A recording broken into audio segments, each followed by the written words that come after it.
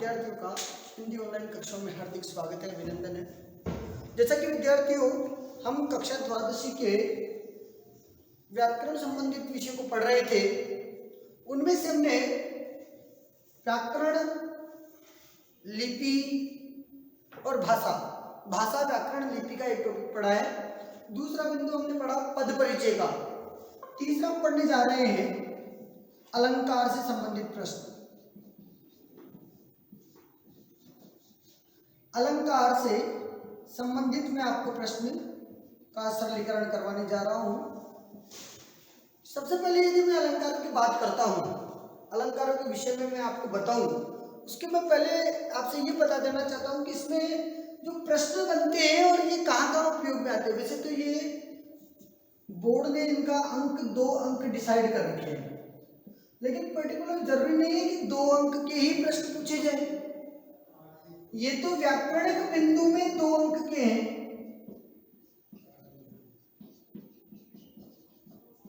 व्याकरणिक जो बिंदु है उसमें तो केवल 2 अंक के हैं, लेकिन इससे अधिक भी प्रश्न पूछे जा सकते हैं। अब आप ये कहेंगे कि जब सिलेबस में 2 अंक दे रखे हैं तो उससे ज्यादा कैसे पूछ सकते हैं।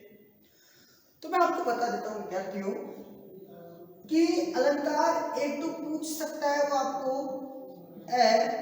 पठित काव्यांशों में। काव्यांश में जो अपठित काव्यांश है उसमें वो एक प्रश्न अलंकार का पूछ सकता है। जैसे कोई काव्यांश दिया उसमें पूछ सकता है, नीचे वाला एक नंबर का प्रश्न पूछ सकता है कि उक्त पंक्ति में कौन सा अलंकार है, इससे रिलेटेड प्रश्न पूछ सकता है। यदि मैं दूसरे की बात करूं तो आपके पाठ्य पुस्तक से संबंधित जो पाठ है,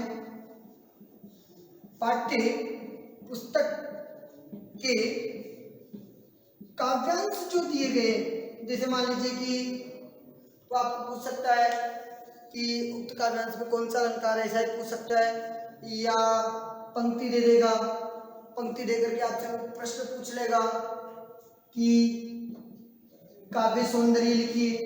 अब काव्य का सौंदर्य लिखना है तो उसको आपको जो है भाव पक्ष और कला पक्ष दोनों पक्षों में उसको एक्सप्लेन करना पड़ेगा। और जब आप कला पक्ष की बात करते हैं, कलात्मकताओं की बात करते हैं, अलंकारों के नाम जो है स्वाभाविक वहां आते हैं। तो ये ध्यान रखिएगा कि प्रश्न में अलंकारों का प्रश्न कहीं से भी आ सकता है। अब दूसरा, अब मैं आपको बताता हूं कि सबसे पहले इसमें ये प्रश्न बनता है कि अलंकार किसे कहते हैं, अलंकार क्या है, अलंकारों का मतलब क्या है, वगैरह वगैरह, किस विद्वान ने क्या कहा है। तो यदि मैं अलंकारों की बात करूं तो अलंकार शब्द 2 शब्दों से मिलकर के बना है। 2 शब्दों में कौन सा? पहला शब्द है अलम और दूसरा शब्द है कार। इससे मिलकर के ये अलंकार शब्द बना है। अलंकार शब्द की उत्पत्ति जो है, अलंकार शब्द का जो व्युत्पत्ति है वो अलम और कार 2 शब्दों से मिलकर के हुई है। यदि अलम की बात करते हैं, इसको आप यूं भी लिख सकते हैं, अलम की बात करते हैं। लेकिन विद्यार्थियों याद रखिएगा, सांदिक दृष्टि से, संधि की दृष्टि से यदि ये मैं यहाँ मकार लिख रहा हूं तो इसका मतलब यहाँ मकार नहीं आएगा। संधि कहती है कि जो ऊपर का शब्द होता है, जो अनुस्वार है, वो अनुस्वार इसका पंचम वर्ण होता है। इसलिए यदि मैं यूं लिखूं तो ये सदैव गलत होगा। यदि शुद्ध शब्द की बात करूं तो ये शब्द शुद्ध इसलिए होगा। ध्यान रखिएगा, मैं यही कहना चाह रहा हूं कि मैंने यहाँ अलम लिखा है, इसलिए लिखा है क्योंकि सिंगल शब्द है, एक अकेला शब्द, इसलिए मैंने इसमें अलम लिखा है। अलम और कार शब्द से इसका व्युत्पत्ति हुई है। अलम का अर्थ होता है शोभा और कार का अर्थ होता है बढ़ाने वाले या करने वाले।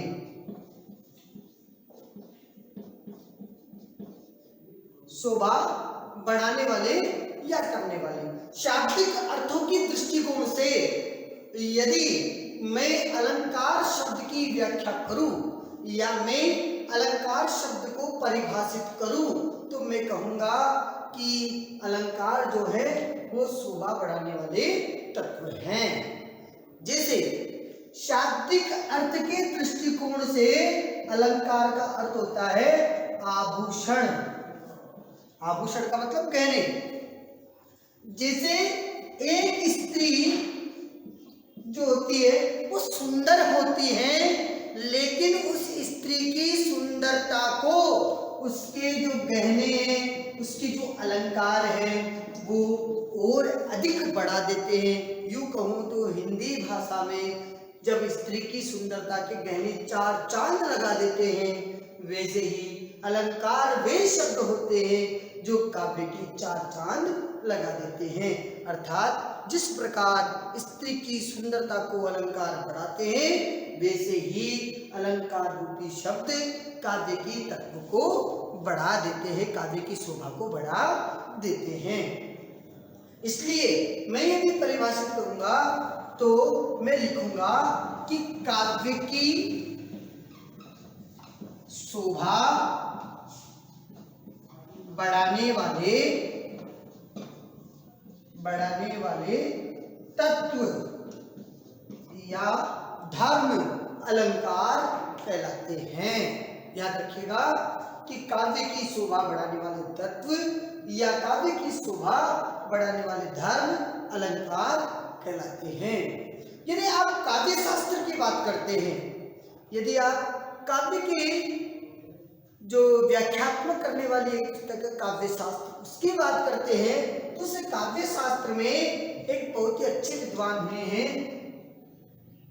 उस काव्य शास्त्र पुस्तक में आचार्य, जिनको संस्कृत में बहुत अच्छे आचार्य हैं, जिनका नाम है दंडी।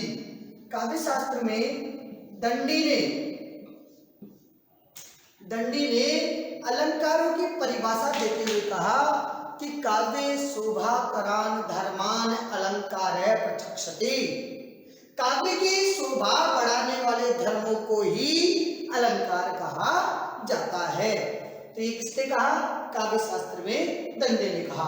तो पहला प्रश्न आपके बना, अलंकार किसे कहते हैं? तो विद्यार्थियों केवल यही नहीं लिखना है कि काव्य की शोभा बढ़ाने वाले धर्म अलंकार कहलाते हैं। आपको पूरी उत्तर को पूरा देना है कि अलंकार शब्द जो है वो अलम और कार दो शब्दों से मिलकर के बना है, या अलंकार शब्द की व्युत्पत्ति अलम और कार शब्द से हुई है। अलंकार तो होता है शोभा और कार का अर्थ होता है देने वाला, बढ़ाने वाले। अर्थात काव्य की शोभा बढ़ाने वाले तत्व अलंकार कहलाते हैं। यहाँ तक तो एक सामान्य है, और सामान्य का मतलब सामान्य विद्यार्थी करता है, लेकिन यदि आपको वरीयता सूची में लाना है, आपको 90 से अधिक अंक हिंदी में लाने, तो फिर आपको आचार्य दंडी की परिभाषा को याद करना पड़ेगा और आपको लिखना पड़ेगा कि काव्य शास्त्र के आचार्य दंडी ने कहा, और वही किसी भी बात को कहना हो तो उसको हम निर्देशक चिन्ह में कहते हैं। आपके अंग्रेजी में आता है इन्वर्टेड कोमा, तो हमने इसको निर्देशक चिन्ह में कहा जाता है और लिखते हैं कि काव्य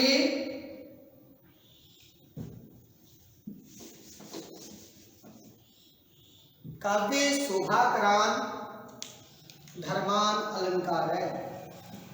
काव्य शोभा करान धर्मा अलंकार है प्रचक्षते। काव्य शोभा करान धर्मान अलंकार है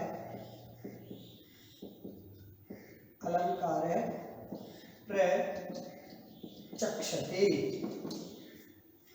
आप देखिए कि काव्य की शोभा बढ़ाने वाले तत्व, काव्य की शोभा बढ़ाने वाले धर्म अलंकार कहलाते हैं। काव्य शोभाकरान धर्मान अलंकार है, आप यहाँ अलंकारान भी कर सकते हैं। अलंकारान प्रचक्षते, काव्य की शोभा बढ़ाने वाले धर्म जो है वो अलंकार कहलाते हैं। ध्यान रखिएगा, ये दंडी ने कहा है। अब यदि काव्य में निहित भावों की बात करें, काव्य क्या है, कविता क्या है? कवि के द्वारा जो गाए जाने वाले गीत हैं वो कविता है, ये मान लीजिए। कविताओं की बात करें तो हिंदी के बहुत अच्छे कवि हुए सुमित्रानंद पंत। उन्होंने कहा कि कविता जो है वो तो वेदनाओं के गीत है, जिसके मन में वेदनाएं होती है उसको कविताओं का गान होता है। तो कवि पंत कहते हैं कि कविता क्या है? कवि के मन के उद्गार, कवि के मन के भावों को एक सार्थक नाम देना कविता के रूप में आता है। आप देखिएगा कि काव्य क्या है। कभी कभी एक प्रश्न आता है, बोला काव्य का मतलब कविता। काव्य का मतलब केवल कविता नहीं है। काव्य के दो भाग होते हैं, एक होता है श्रव्य काव्य जिनको सुना जाता है, एक होता है दृश्य काव्य जिनको देखा जाता है।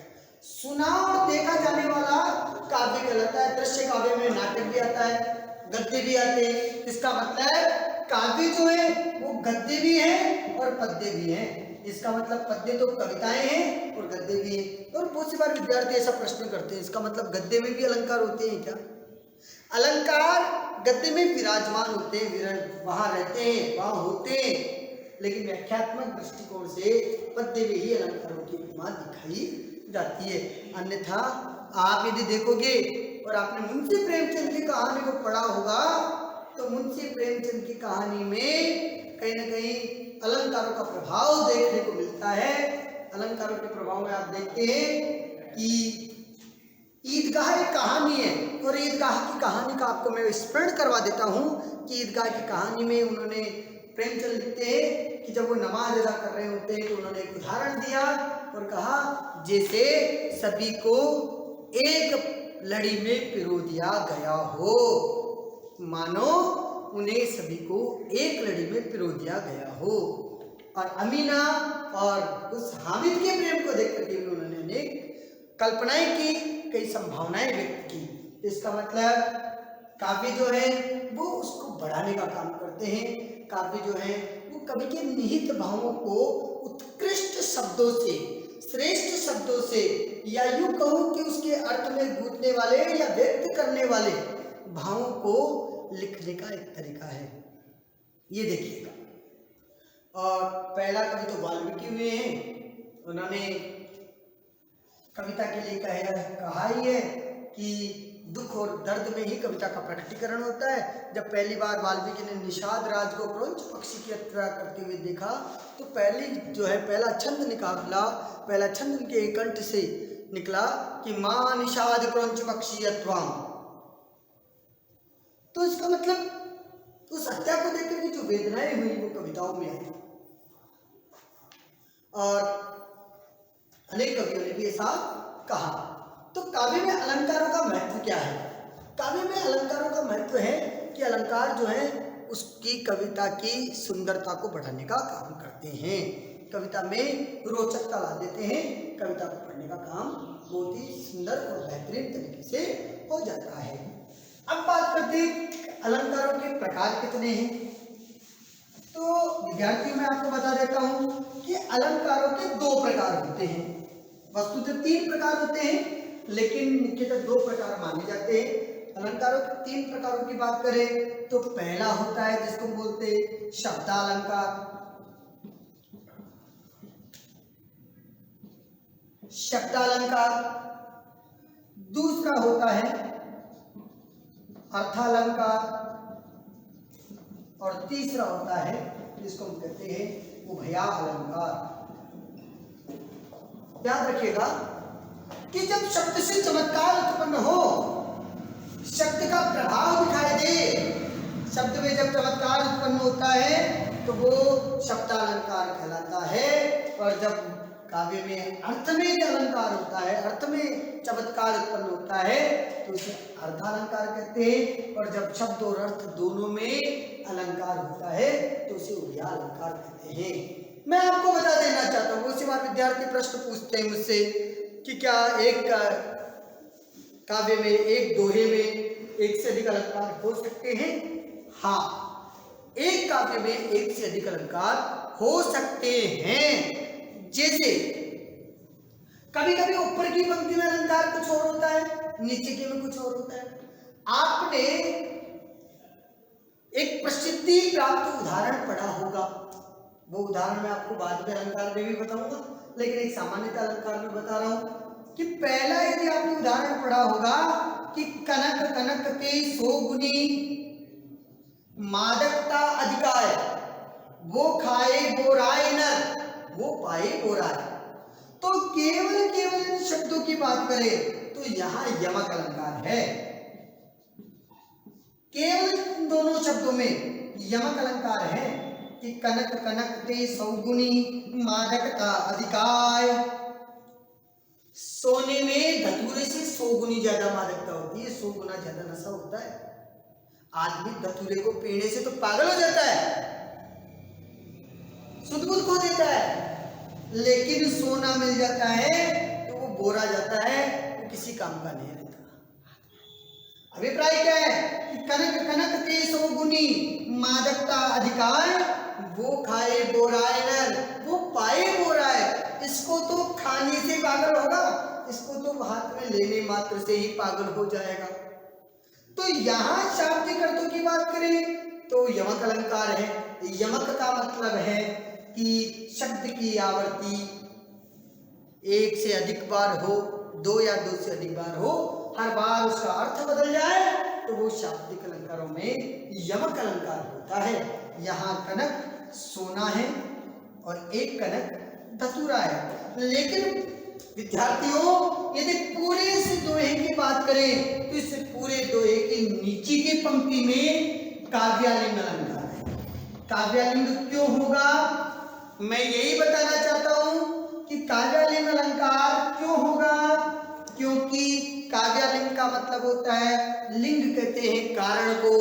जब काव्य में ही कारण का बोध करा दिया जाता है वहां काव्यालिंग अलंकार होता है। यहाँ पहली पंक्ति में उन्होंने अपनी बात रखी, दूसरी में उसकी पुष्टि की है, उसका कारण बताया है, इसलिए नीचे की पंक्ति में काव्यालिंग अलंकार होता है।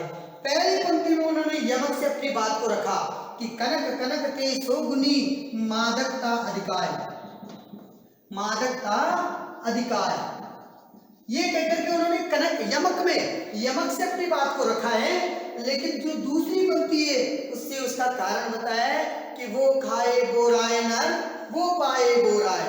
सोने को तो पाने मात्र से पागल होता है, धतूरे को तो खाने से पागल होता है, और सोना तो ऐसा है जिसको पाने मात्र से व्यक्ति पागल हो जाता है। तो यहाँ कहीं न कहीं एक काव्य में 2 अलंकार हो सकते हैं।